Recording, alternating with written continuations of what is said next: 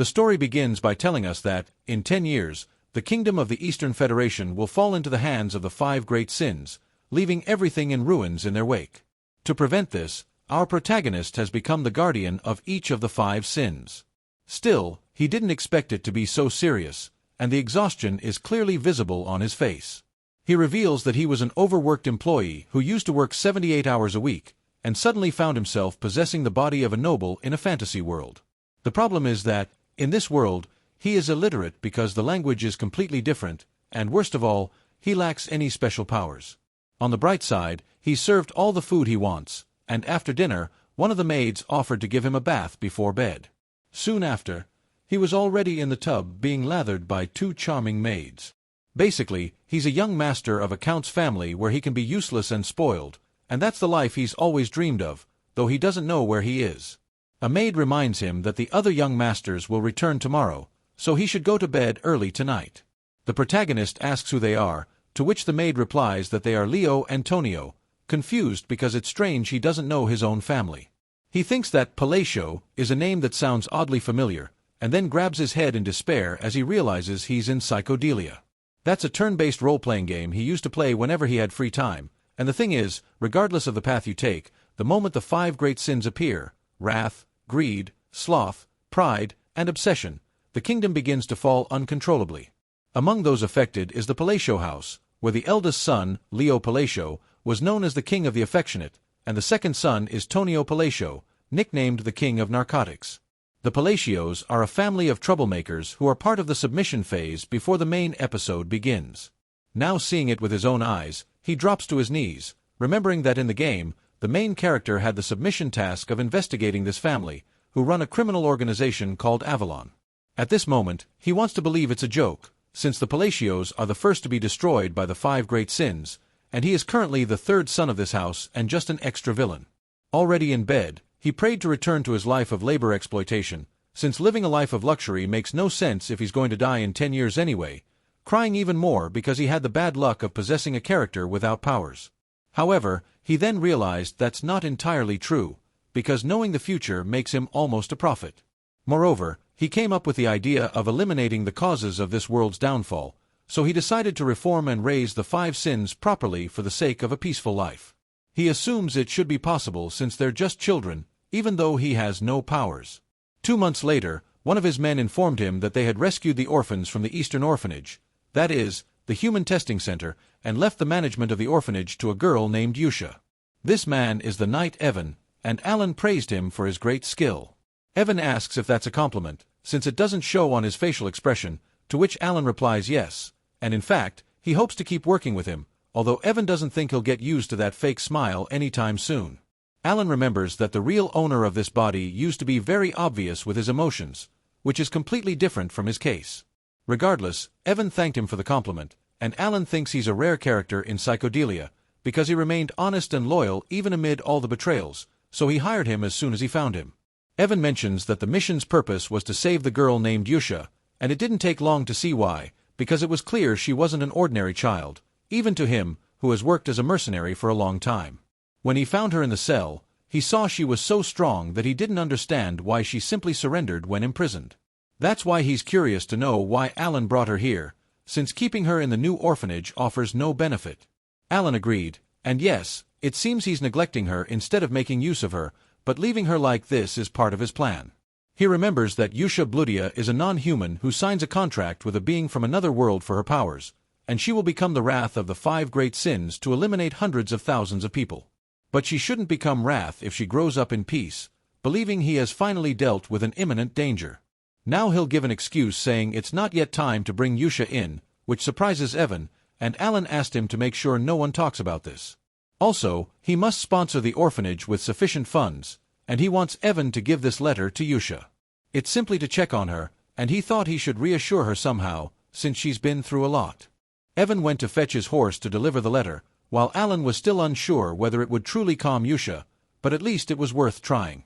The real purpose of the letter was to quote a few phrases he had heard dozens of times from an archbishop in the game who had tried to soothe Yusha, something that happened during the development of the Wrath storyline. But by then, it was already too late, and Yusha had begun to destroy everything in her path. Now, it might not be too late, and he wonders if he should move on to the next target. He's aware that befriending a monster over a simple meeting is extremely difficult, but maybe it could work, since they worship some god or entity from another world, and it's hard to understand how those beings think, as they're like a kind of religious fanatic. Meanwhile, Yusha was reading the letter, while Evan grew slightly alarmed by the overwhelming amount of mana she was releasing. He thought she was a strange girl, as if she had no emotions. His thoughts were interrupted when Yusha, visibly angry, asked why Lord Alan didn't want her by his side. Evan turned pale with fear, because only those in the Master Realm can manifest mana in that way. Then he remembered Alan's words, so he told Yusha that the Lord said it wasn't time for them to reunite yet. Yusha calmed down and focused intently on a few phrases in the letter, where Alan asked her to remember these lines: the torment of darkness, the serenity of light, and an aspiration and belonging. These words brought great peace to her heart, and she said it was a promise only the Master would know. A frightened Evan instinctively went on guard, sensing danger, as Yusha seemed unhinged, exclaiming that she understood what Alan meant. And thus, we are formally introduced to the sin of wrath, the daughter of monsters, the bloody Queen Yusha. Meanwhile, Alan lay relaxed in his bed, having managed to extend his luxurious life a little longer. He even believed the shining moon was cheering him on, so he resolved to keep searching for and rescuing the next child. The next day, some books fell on Alan's head, frustrating him because he still hadn't found any clues about the third sin. Evan informed him that they had already rescued the second child he had mentioned, and Alan wanted to know if he had treated the boy with great kindness. Evan confirmed that he had, adding that they had rescued him from an illegal slave market. However, the moment was interrupted when the library door was kicked open by Tonio, the second son of the Palacio family, who confessed he had heard that his illiterate brother had been studying lately. Now, in an imposing tone, he demanded that Alan answer his elder brother. Internally, Alan wanted to punch him, but instead chose to apologize and said he would leave the library to him. Tonio praised him for knowing his place, but then a knife flew past his face and struck the wall. The one who scolded them for being too noisy was Leo, the first son of the Palacio family, who made it clear he didn't want to see blood this early in the morning and ordered them both to leave. Immediately, the two brothers became hostile toward each other, and Alan took the opportunity to slip away. He recalled that the Palacio County had vanished quickly in the game, but their power was far greater than he had imagined. In the original story, the shameless brothers were fighting for the position of head of the family. Leo was the major figure in the underworld, known as the King of the Affectionate, while Tonio was the manager of a large-scale drug cartel, known as the King of the Perico. Therefore, Alan couldn't afford to mess with either of them if he wanted to preserve his sweet life. He decided to stay away from all trouble and live as an illegitimate and incompetent, but happy, son. Upon returning to his room, Evan remarked that Tonio didn't seem like an ordinary person either. Alan, on the other hand, was a very different case. In fact, Evan found it hard to understand how someone like him could have discovered the illegal slave market and the secret biological experiments happening in a different region. Worst of all, Alan could barely stand from exhaustion, admitting that he was quite a strange person. Evan then mentioned that the second child had been sent to the orphanage, and Alan remembered that Evan had said the boy didn't seem ordinary. And indeed, he wasn't just unusual, he was of catastrophic scale. Within a united kingdom composed of several nations, the central nation was the Kingdom of Callian, and the one they had rescued from the illegal slave market was none other than the second boss of Psychedelia, known as Deus Michaelian. After being sold as a slave and mistreated while being passed from place to place, he became the reincarnation of the capital sin of sloth. He later annihilated kingdoms in the most horrific ways imaginable, and it was during that part of the story that many players were shocked by the game's cruelty. Ironically, Deus was the complete opposite of his sin. He was known as a very hard-working person who always retaliated against mistreatment. That's why Alan had asked Evan to treat him with great kindness. He also mentioned that he sent him to the orphanage because it still wasn't the right time, something Evan had already expected. Evan then asked if the letter Alan had sent to Yusha was about the second child, Deus. Alan revealed that he had told Yusha that her brother Tonio had used Deus as a chair, and also asked if she was okay with him sending her letters. Additionally, he asked her to take care of the boy he had sent, since he was a bit sick. At the orphanage, all the children were playing, but Deus was isolated, completely alone. Suddenly, Yusha mentioned that those scars were the marks of that, asking if the black goat was responsible. However, she congratulated him, saying that the great moon had chosen him, and asked him to feel the power granted to him and let his potential fully awaken. If he remained loyal and followed the moon's orders, he would obtain his long-awaited revenge. And with that said, she told him he must first reply to the letter sent by Lord Alan. The next day, Alan was searching for clues about the third child when Evan entered with urgent news about Tonio. It turned out that the second son of the Palacio family had died, surprising Alan because it had happened much earlier than expected. Shortly after, the funeral was held, attended by the Palacio patriarch and his two affectionates. In his mind, Alan already knew this family was messed up, but he never imagined their father would show up at the funeral accompanied by Perico and affectionates. In any case, Tonio's death from an accidental fall was very different from what happened in the original game. In that story, Leo killed him with his own hands to become the rightful heir of Count Palacio, and that act made him cry in despair, even though he was the one who did it. Now, however, he wore a joyful expression, as if he had just gotten lucky, and Alan was convinced that Leo or one of his followers was the culprit. Regardless, Alan's only mission was to resolve the situation with the 5 capital sins, and so a year passed. With the succession issue resolved and Leo having absorbed the drug business, the Palacio County became more peaceful. Meanwhile, he and Yusha became pen pals, and he believed that staying in touch with her would be useful in the future. According to her latest letter, Yusha is very good at playing hide-and-seek, Jiden excels at wargames, and Deus continues to grow without issue. He enjoys putting on puppet shows, which makes Alan happy, because it seems they're becoming good children after all. Alan noticed that the list of sponsors had grown again, and found it interesting that more support was appearing for such a small orphanage. Evan acknowledged it was unusual, but still a good thing. As for the matter Alan had been investigating, the Information Guild contacted him to say they had found a lead. Alan believed it must be an old book about the third boss, feeling relieved that he might finally be able to find that person, and so, the afternoon passed peacefully. That night, something strange was happening in the alleyways. A bald man commented that Leo Palacio was quite generous, always handing out good rewards. The blonde agreed, saying that thanks to that, the organization now had hundreds of members. As they moved forward, they arrived at a place filled with the lifeless bodies of their men, and the survivors began uninstalling the system against their will. The bald man quickly followed suit, and the number of casualties increased exponentially until none remained. A hooded figure emerged from the alley, and Yusha confessed that she had enjoyed the puppet show. It seemed there were more sponsorship reports to deliver. Deus didn't understand the point of all this, and Yusha asked if he felt sorry for them. Deus denied it, saying those heartless people grind humans to create substances. He simply felt this had nothing to do with him. Yusha explained that this was the foundation meant to create space for Lord Alan's return, asking how they could leave this rundown place as it is when he arrives. Deus obeyed the order, and both moved swiftly into the open air, where Yusha declared that everything would proceed according to Lord Alan's will. Then, they unleashed a powerful attack, leaving a massive mark at the scene, as Yusha proclaimed that they, the Blue Moon, would be Alan's sword. Some time later, Alan said it had been 2 years since he became pen pals with Yusha. Evan, exhausted, wandered through the mansion searching for his master. Eventually, he found him in the backyard and informed him that the 5th child had also been successfully sent to the orphanage, a piece of news that filled Alan with joy, revealing that during this time, he had already saved the remaining 3 sins. Alan rewarded Evan, who cursed him for treating him that way, though he couldn't help but jump like a dog for his reward. At the same time, Alan admitted he had trouble finding the sin of greed.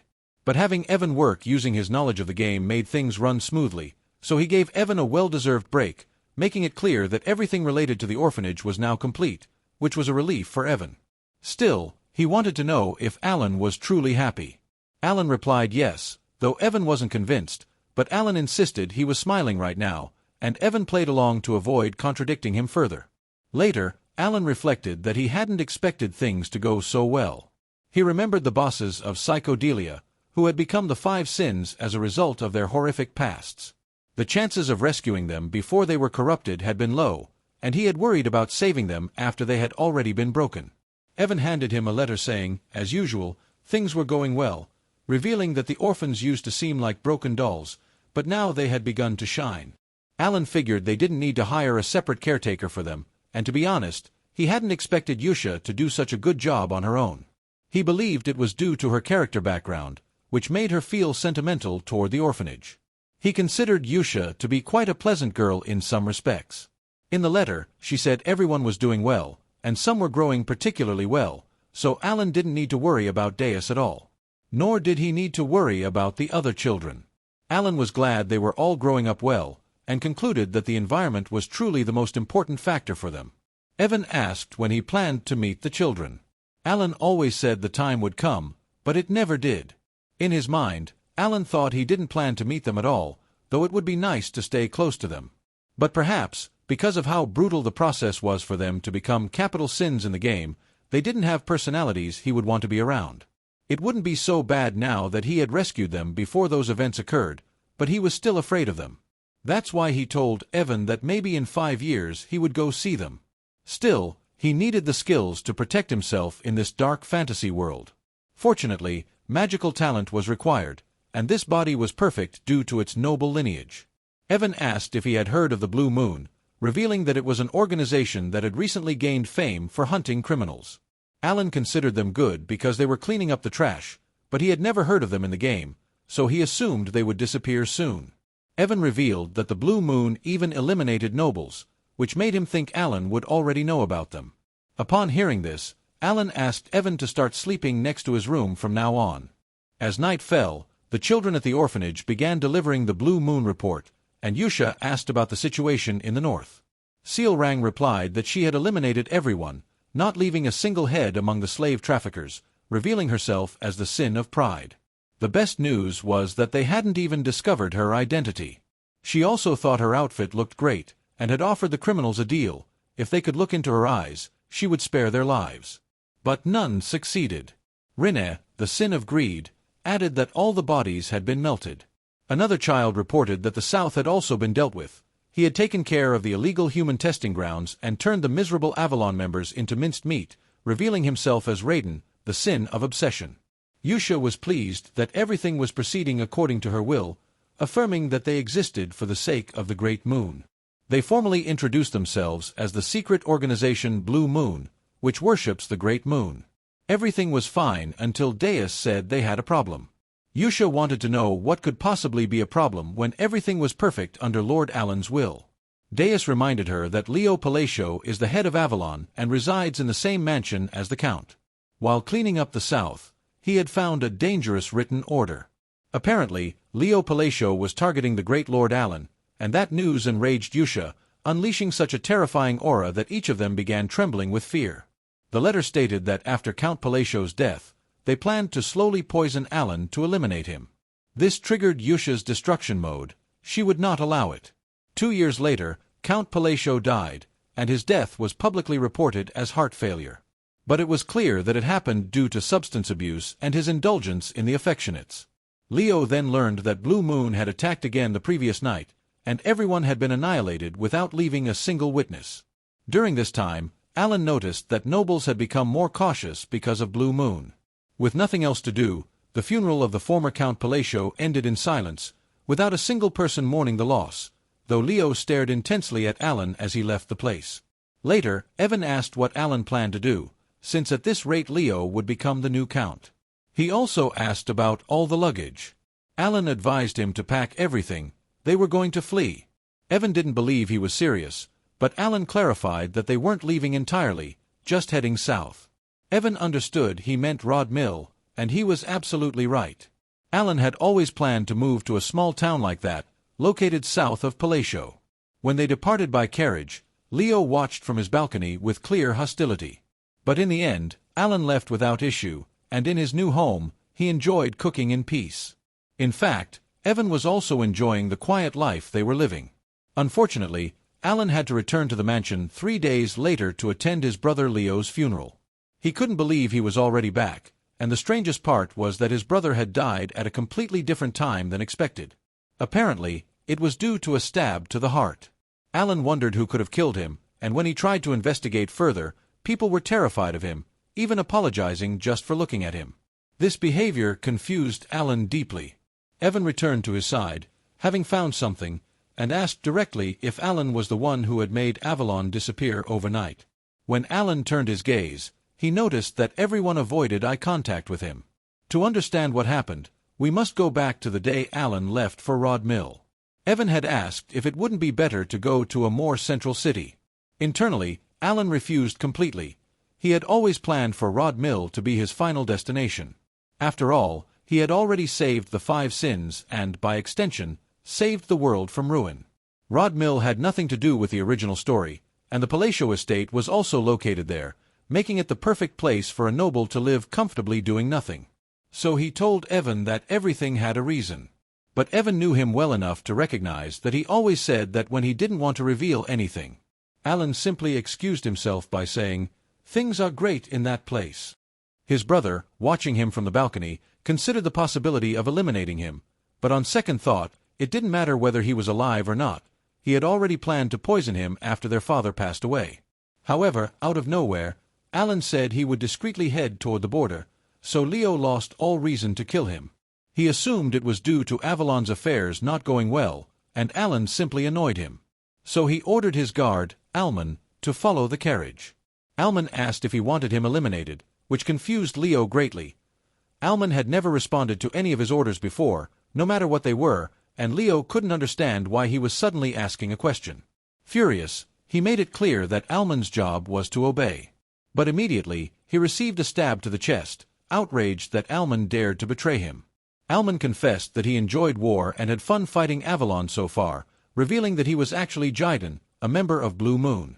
They follow the creed taught by the Red Moon, and since Blue Moon is Alan's sword, it's natural for them to move according to his will. However, if someone tries to harm the Great Blue Moon, they can act on their own, like in this case. That's why Jiden had waited for Leo to reveal his intentions, though he hadn't expected it to take 2 years.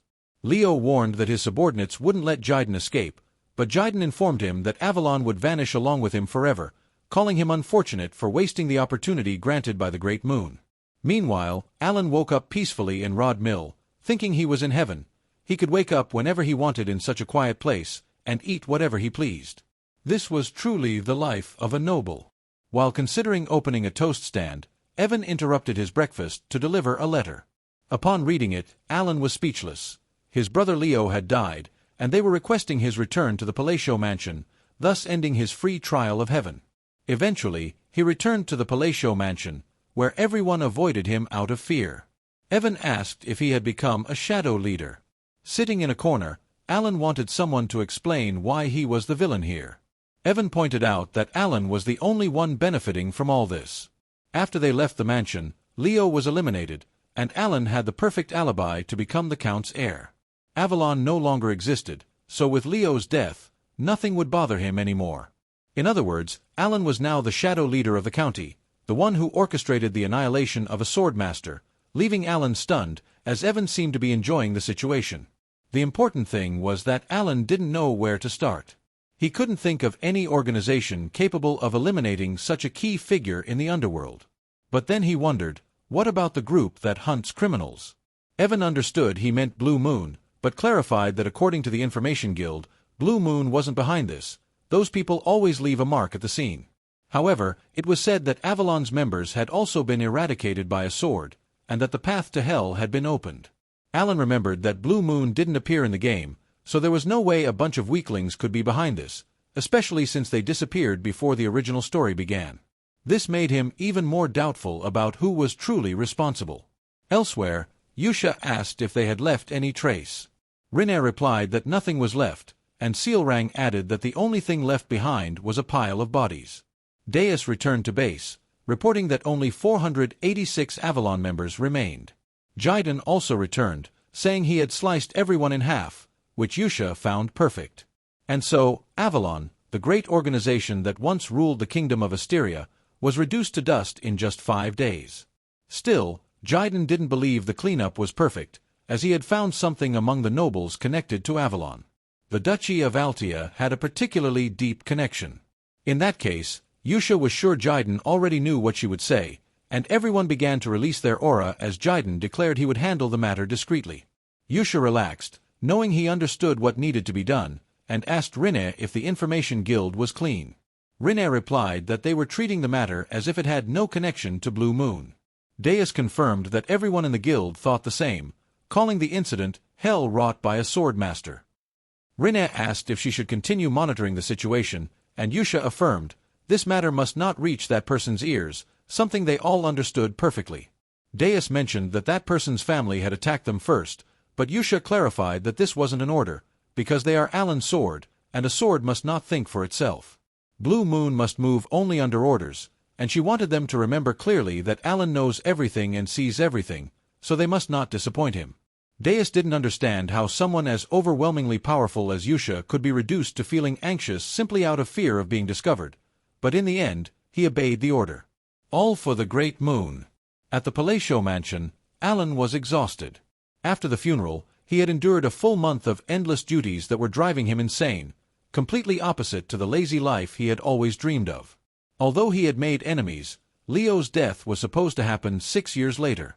But since the pattern of the brothers' deaths had shifted the course of the game, all the family's overdue responsibilities now fell on him, the current heir. A group of people brought him another pile of documents, making him wonder why everyone was suddenly working so hard.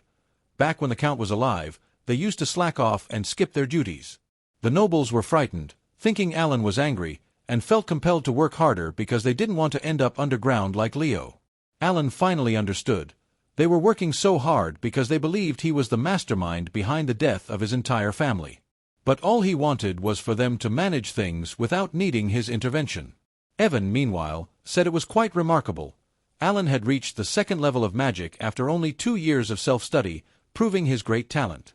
Normally, it takes 4 years of instruction to reach that level, and magic often requires innate talent. Alan considered himself decently gifted, though the truth was he had trained intensely to gain a means of self-defense. He explained that this required precise control over mana. Still, he didn't understand the point if it was only half developed. At first, he thought it was exciting, and that if the plan worked, there would be no danger, so he would gradually learn more on his own. But now, desperation had revealed the truth. His mana core was incredibly small. Innate mana capacity is like the weight class of a professional fighter, and in his case, the mana core was far too tiny, something that wouldn't change no matter how much he trained. If nothing else worked, he already had a method in mind. At that moment, Evan informed him that his invitation to the ball had finally arrived. Later, both attended the event wearing their most stylish outfits. Though Alan didn't want to be there, it was exhausting. This was a regular aristocratic ball in the southern region of the Kingdom of Asteria, and since Alan was about to become a count, he should use the opportunity to build connections. He switched into serious mode. Forming ties with nobles was crucial for a peaceful future, but right now, no one wanted to approach him out of fear. They even backed away as if he were a monster. Evan advised him not to take it personally, though Alan wasn't angry. He had expected this. He said goodbye to Evan for the moment, intending to socialize. He knew they despised him for lacking refinement, and unlike the prestige of his great-grandfather, the current Palatial family was full of troublemakers. But he hadn't come without a plan. He would use the social skills he had secretly practiced. He picked up a glass and commented that the aroma was unique, especially this wine. It felt different. He said he'd love to have a few bottles at home, showing a gentle smile as a key social tool. However, his expression only frightened the noblewoman, who ran off shouting that she'd ask her father to send him all the wine immediately. That wasn't the result Alan had expected. Now people thought he was blackmailing others to get limited edition wine, branding him as an even bigger troublemaker than his brothers. Evan mocked the situation, while Alan assumed the girl must be shy, entering a state of denial. Evan was thrilled because Alan now had a luxury steed, citrus tea from Pinia, handcrafted Valanda jewelry, and special Malentino wine. But Alan felt depressed, realizing the Palatial incident had become far more notorious than he imagined, and everyone believed he had eliminated his monstrous brothers. As a result, people avoided him, his social life was ruined, and he went off to rest, disappointed with his life. From afar, a red-haired girl stared at him intently. A little later, Alan was alone on a balcony, wondering when everything had gone wrong. Then someone approached to talk to him, filling him with joy. Finally, someone to interact with. But when he turned around, he saw no one. However, the girl asked him to look down, introducing herself as Loria, the third daughter of Duke Altia. Alan understood everything upon hearing that surname. Her family was one of the 3 major shadow forces in the game, known as the Northern Troublemakers. So this girl couldn't be ordinary, though he couldn't recall anything specific about her. Loria was direct, asking him to lend her his strength, because her life was about to be taken, and she was terrified. She revealed that she was the daughter of one of her father's mistresses, and that he had protected her until now. But the Duke Altia's health had worsened, and her older sisters would soon eliminate her for being a nuisance. Alan now understood why he didn't remember her. By that point in the game, Loria should have already been buried, which is why she never appeared. She hoped Alan would help her, but he apologized, saying he had to refuse. Still, Loria said she hadn't come empty-handed. If he saved her, she would give him half of the Altia family's fortune. Alan didn't care about that, so he turned to leave. Internally, he felt sorry for Loria, but he could barely take care of himself right now, and didn't want to give her false hope. He wasn't the powerful figure the rumors claimed. He paused to see Loria's devastated expression and, with a hint of regret, wished her luck in finding a reliable ally. At the top of the mansion, Deus mentioned that someone from the Altia family had approached the Great Moon, concluding that they should pass Alan's kind wishes to the Red Moon. Rinne refused, saying things were fine as they were. According to the intel, Loria was the only Altia not linked to Avalon, and therefore not among Raiden's targets. Deus considered that a simplification, and they confirmed that the rest of the Altia family would be eliminated. Rinne said that if they followed the Red Moon's orders, they would focus on blocking information so the Avalon case wouldn't reach Alan. Alan was beginning to believe he had some kind of barrier that repelled people. Just then, the red-haired girl greeted him, exciting him with the possibility of finally socializing with nobles. But the excitement vanished when he realized she was one of the powerful figures in the shadows, someone he had seen in the game, and he knew perfectly well that being near her meant trouble. Still, he politely returned the greeting to Kalia Zenonia, surprising her since she hadn't expected him to know her. Alan mentioned she was quite famous in many ways, and recalled that in the Kingdom of Asteria there were 3 major shadow powers, Altia in the north, Palatio in the east, and Zenonia, the western troublemaker. Kalia was the eldest daughter of Count Zenonia. Unlike the Palatios, who ran gang-like operations, Zenonia was more like a criminal syndicate, intelligently led by Kalia. Alan's goal was to build connections for a peaceful life, and for that reason, he must never get involved with her. With great courtesy, he complimented her beauty, and she expressed her desire to speak with him more, if he was willing. Alan replied that he'd love to, but felt there were too many eyes on them at the moment, subtly implying he wanted to be left alone. Kalia realized he was exactly as the rumors described, and bid him farewell, hoping to see him again. After she left, Alan was left with doubts about her attitude. Meanwhile, Rinne mentioned that the Avalon case information was being contained, but Deus had a concern. Someone kept watching Alan. Rinne reminded him that there were no new orders, so they should continue monitoring and eliminate any threats later. On another day, Evan asked Alan if this was the right place. It looked like a simple canyon with nothing interesting, though it was strangely dark despite being midday. Alan, in his mind, celebrated. He had finally found his true objective. As they ventured deeper, he remembered that in the game, it had been easy to find. The reason he had come south under the pretense of attending a ball was this labyrinth, known as the Whispering Labyrinth. If he solved certain puzzles in the 8 chambers, he would receive a powerful artifact as a reward, and the good news was that he had memorized all the routes and puzzles. Upon reaching the entrance, he found it even cooler than expected. Seeing it in person was completely different from having explored it countless times in the game. Evan couldn't understand how Alan knew about a place like this, and Alan replied that he had visited often, which confused Evan. Internally, Alan cursed himself for speaking without thinking, and excused it as a joke, claiming he had extreme methods.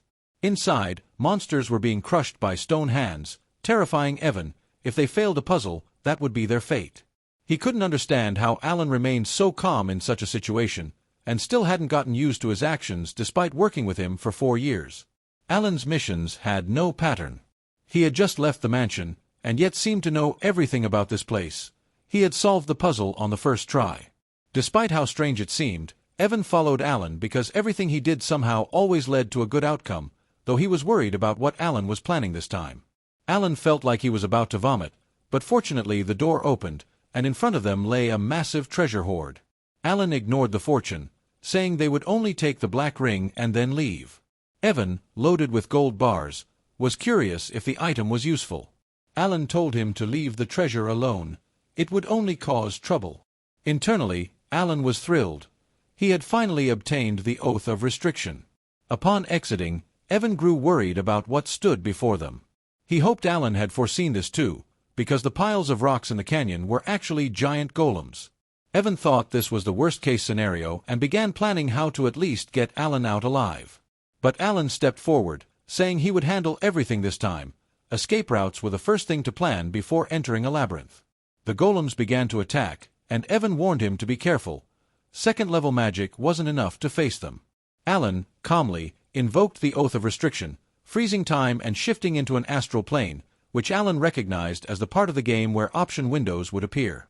In the midst of the darkness, a face appeared, explaining that the Oath of Restriction is an absorption-type artifact that allows the user to impose limitations on themselves in exchange for power.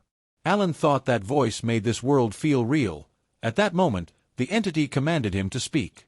Alan declared that he would always perform the Babylonian hand seals when using magic, and the entity asked what he desired in return for that restriction. Alan revealed that he wanted the power to slightly distort the laws of the world, something the entity granted without hesitation. Next, Alan stated his second restriction. He would strictly chant the words of Babylon when casting magic. In exchange, he wished for greater power to challenge the laws of the world. The entity fell silent upon hearing this request, making Alan nervous. He recalled that by choosing both hand seals and incantation restrictions, one could achieve the highest possible magical attack power. Thanks to repeated gameplay, he had memorized all the combinations used in the original game, so this had to work. The entity granted his wish, asking him to remember the gestures and mysteries of a forgotten god. It also expressed gratitude to him, the one who had just inherited its will, something Alan didn't understand. Then he noticed the ring had been absorbed, meaning the restrictions had been successfully applied. The entity warned him that it would be watching, now that he had inherited its will. We return to the moment when Evan warned Alan to be careful with the golems, which began advancing dangerously. Alan stared at them, thinking that the lightning sphere should look bright, but now it looked pitiful, even though he was pouring all his mana into it. No matter how much he trained, this was his limit. That's why it was time to test the restriction, and the price he had paid. He began chanting, causing the small attack to grow to a massive scale. Then he added the hand seals to unleash the spell at full power, leaving Evan completely stunned. The overwhelming force of the magic struck all the golems directly. At first, they seemed to withstand it, but then they exploded, leaving a cloud of dust in their wake. It was a display of power so immense that Evan still couldn't believe it.